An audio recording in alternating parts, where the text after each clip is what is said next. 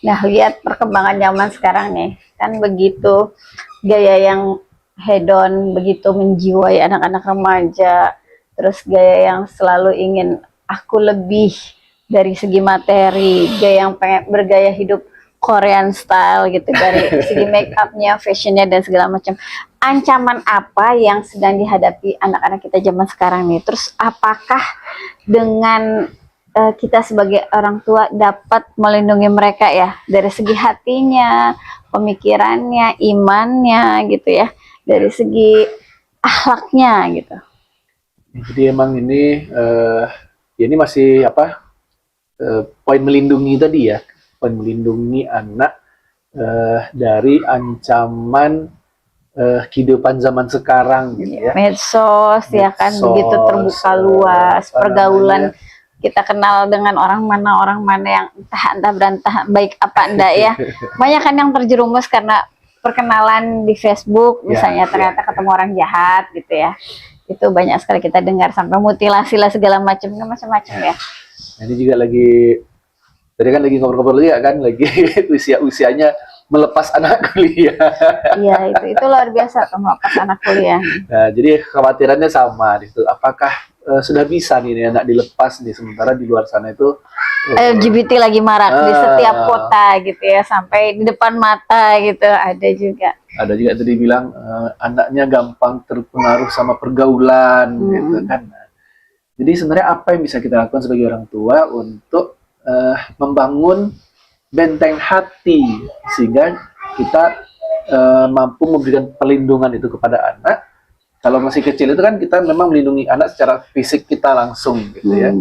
Kita jauhkan dia dari bahaya gitu kan. Gitu. Kita gendong dia, kita berikan dia rumah yang layak yang apa bisa mencegah bahaya masuk ke rumah gitu. Namun ketika dia sudah keluar dari rumah bergaul sendiri ya. Kalau bahasa teman-teman tadi itu kan kuliah itu akhirnya meninggalkan rumah gitu. Kalau kita SMP udah meninggalkan rumah gitu ya, lebih cepat gitu. Makanya kita jauh udah lama gitu kan dari anak usia 12 tahun ya udah lepas ya. 12 tahun lah kurang lebih. 14 ya. Dan Dija kan tingkat kedua SMP. Ya. Padahal mondoknya sebelum itu juga 12 tahun. Dija 12 tahun juga sebenarnya, cuman kan masih di Pekanbaru sama jadi sama-sama SMP. Jadi memang 12 lah. Cuman nggak nyampe 12 tahun lah ya nemenin anak-anak nih untuk kebersamaannya sehari-hari. Itu pun nggak full juga, dia di sekolah berapa jam, apalagi kalau udah SD. Jadi ya di rumah itu udah setengah hari minim luar, gitu. Ya udah minim banget. Itu pun udah setengah harinya tuh udah sama tidurnya, udah sama interaksi yang benar-benar berkualitasnya mungkin sedikit gitu ya, terbayang lah. Apalagi kalau udah mondok gitu, ini udah kuliah nggak ketemu sama sekali, misalnya berbulan-bulan gitu ya. Bertahun-tahun. Nah, jadi kembali lagi ke topiknya, gimana sih kita memberikan perlindungan ini justru ketika anak itu sudah tidak di dekat kita lagi, gitu ya, dengan berbagai ancaman di luar, berbagai pemikiran di luar itu, gitu kan. Nah, ini juga kita selalu menyadarkan kepada mesin hati juga, gitu. Eksistensinya kita kuatkan, kita bangun percaya diri anak, kita bangun kemandirian dia, semua ini kita bangun ya ketika anak masih usia kecil gitu ya. Kita percayakan dia dengan tugas-tugas kecil, kita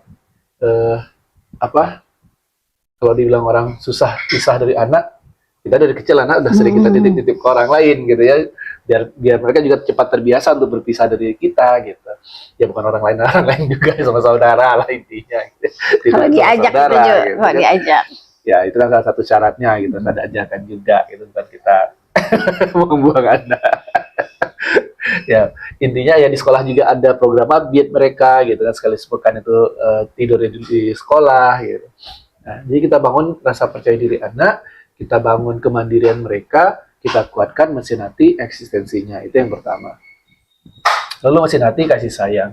Nah inilah momen-momennya gitu ya, apalagi di usia bayi, usia TK, usia SD awal gitu ya, memang anak tuh memang masih menganggap orang tua itulah dunianya gitu ya.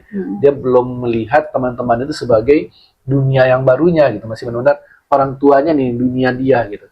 Puas-puaskanlah di sana gitu, kita menyayangi dia, kita bangun komunikasi yang lancar sama anak, kita ajak mereka bertukar pikiran, berdiskusi, mencari tahu apa yang mereka suka. Kita sampaikan juga kisah-kisah kita waktu tumbuh besar juga dulu seperti apa gitu kan.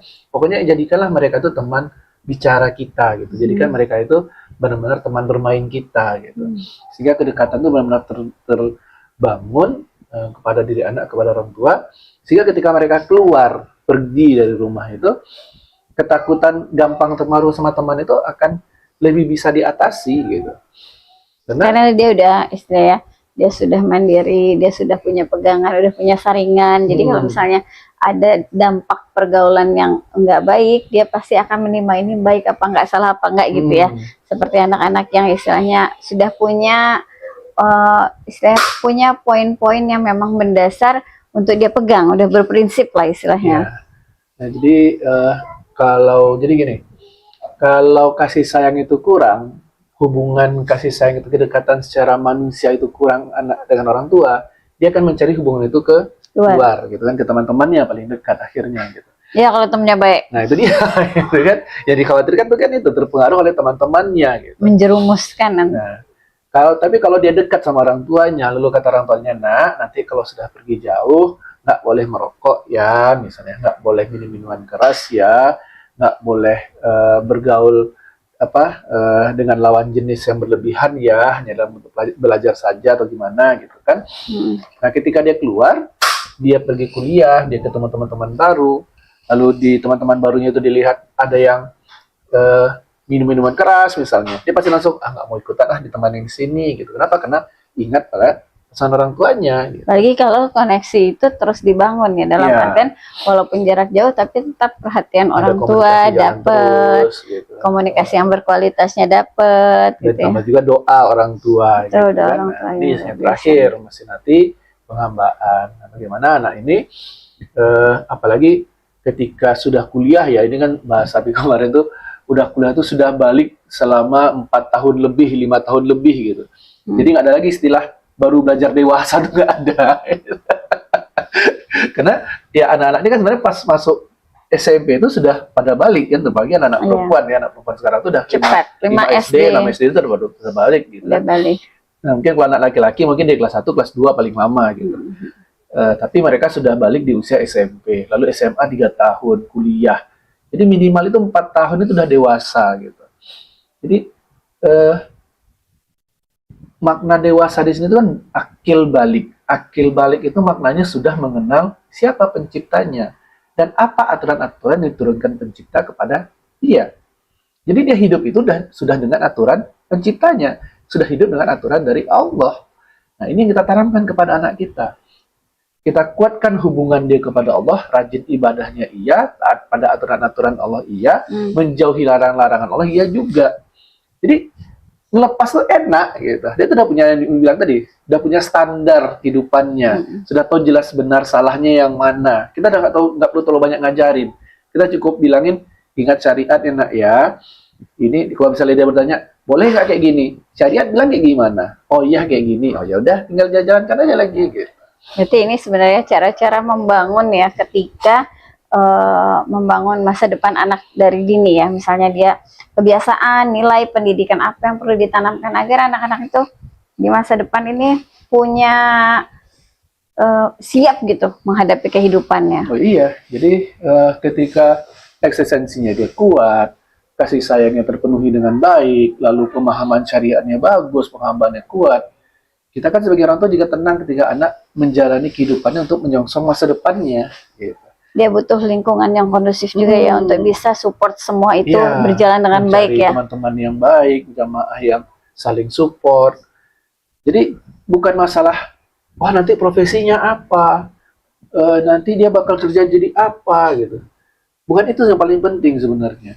Tapi bagaimana dia punya rasa percaya diri yang kuat, kemandirian bagus, punya yakin jadi sayang orang tuanya sehingga dia meninggalkan rumah itu tenang, lalu dia menjalani kehidupan itu, dia udah tahu benar salah menurut Allah itu yang mana.